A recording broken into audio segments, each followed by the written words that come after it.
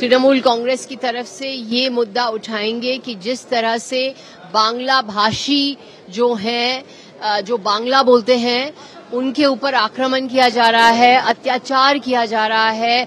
हर BJP राज्य में आप देख रहे हैं कि जो बांग्ला बोलते हैं, जो बांग्ला जो भारतीय भाषा है, जो शास्त्रीय भाषा है, जो स्वामी विवेकानंद की भाषा है, जो नेताजी सुभाष चंद्र बोस की भाषा है, जो रविंद्रनाथ टैगोर की भाषा है, रविंद्रनाथ टैगोर जिसने हमारा राष्ट्रीय गीत लिखा है, इनकी भाषा के ऊपर अत्याचार किया जा रहा है, आक्रमण किया जा रहा है। जो प्रवासी मजदूर हैं, जो स्टेट से स्टेट जाते हैं काम के लिए, उनके ऊपर आक्रमण है, अत्याचार है। जब उनके पास पूरा कागज पत्र है, उनके पास पूरा नागरिक होने का प्रमाण है, तभी भी इनके ऊपर अत्याचार हो रहा है, आक्रमण हो रहा है और कहा जा रहा है कि ये बांग्लादेशी है, ये रोहिंग्या है। ये सरासर बांग्ला के ऊपर आक्रमण है, ये बेंगल को अपमानित करने की कोशिश है। পশ্চিমবঙ্গের প্রত্যেকটি মানুষ জানেন পশ্চিমবঙ্গের ভোটার তালিকায় কি আছে, তৃণমূল কি করেছে, তৃণমূল কি করছে এবং তৃণমূল কি করতে পারে। আজকে পশ্চিমবঙ্গের মানুষ এ বিষয়ে সচেতন। আমরা 17 লক্ষ ভুয়ো ভোটারের কথা বলেছি, তাই আর হতে দিন, সংখ্যাটা আরো বাড়বে। ভুয়ো ভোটারের উপর নির্ভর করে একটা রাজনৈতিক দল ক্ষমতায় টিকে থাকতে চাইছে। এর থেকে দুর্ভাগ্যজনক পরিস্থিতি সংসদীয় রাজনীতিতে বা কোনো গণতান্ত্রিক ব্যবস্থায় হতে পারে না। নির্বাচন কমিশন স্বশাসিত সংস্থা, তারা যা কিছু করছেন আইন মেনে করছেন। আর সুপ্রিম কোর্টে তো গিয়েছিলেন, সুপ্রিম কোর্ট তো অফোল্ড করেছে, বন্ধ করতে বলেন।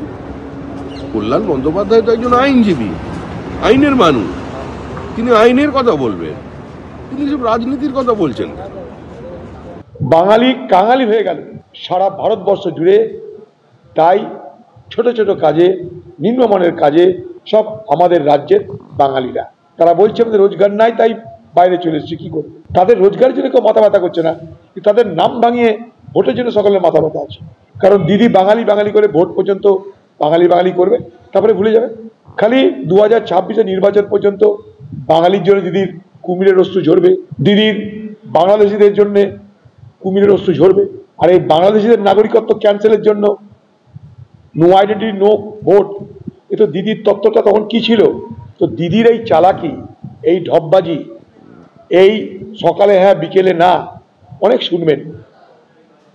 Special intensive revision of electoral role বা নিবিড় সমীক্ষার মধ্যে দিয়ে বিহারের ভোটার তালিকায় সংশোধনী করা হবে। নির্বাচন কমিশনের এই পদক্ষেপের বিরোধিতা করে এককাট্টা বিরোধীরা একেবারে সংসদের বাইরে ইন্ডিয়া জোটের তরফে হাতে প্ল্যাকার্ড নিয়ে বিক্ষোভ দেখানো হলো।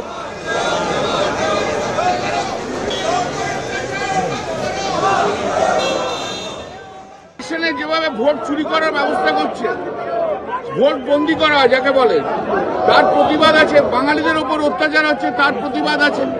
সারা ভারতবর্ষ জুড়ে গণতন্ত্রকে নষ্ট করে দিয়েছে, সেই গণতন্ত্রকে যে নষ্ট করেছে তারই প্রতিবাদে আজকের এই ভোটারকে ক্যান্সেল করে দিচ্ছে। 2024 যে ইলেকট্রাল রোল রয়েছে, সেই ইলেকট্রাল রোল থেকে রিভিশন হোক, তার আগেকার কেন? তারা তো বলছে দাদা কি 17 লাখ ভুয়া ভোটার আছে পশ্চিমবঙ্গে। দাদা ওটা কে বলেছে? বিজেপি বলছে, বিজেপি নেতারা। কে বলেছে? সুকান্ত বলছে, শ্রমিক বলছে। সুকান্তদের নেশা টেশাগুলো একটু বেড়ে গেছে, তাই জন্য এসব কথাবার্তা বলছে। শ্রমিকও বলছে। শ্রমিক তো সবে তো হলো, শ্রমিকের আর কি হবে? শ্রমিক তো জীবনে কোনোদিন গ্রাম বাংলায় যায়নি, কিছুই করেনি। শ্রমিক আবার পশ্চিমবাংলা বুঝবে কি করে? कह रहा है कि सबको सही हो रहा है। सही नहीं हो रहा है, ये लोकतंत्र का कत्ल है और हम इसी के लिए हम बार बार बोल रहे हैं कि ये एकदम गलत है जो कर रहे हैं। अगर एक भी वोटर के साथ अगर अन्याय होता है, उसका नाम काटा जाता है, तो आप समझ सकते हैं कि इससे बड़ा अपराध कुछ नहीं हो सकता। देखिए हम लोग तो कोर्ट में भी लड़ रहे हैं, सड़क पे भी लड़ रहे हैं, सदन में भी लड़ रहे हैं। जहां मौका मिल रहा है हम लोग जो है लड़ रहे हैं। लेकिन बेशर्म हो चुकी है चुनाव आयोग, एक बार भी प्रेस कॉन्फ्रेंस नहीं की। सुप्रीम कोर्ट के फटकार के बाद भी, सलाह के बाद भी अभी तक क्लियर नहीं की है कि आधार की क्या भूमिका रहेगी, वो सलाह मानेंगे कि नहीं मानेंगे, राशन कार्ड की क्या भूमिका रहेगी, कहीं कुछ नहीं।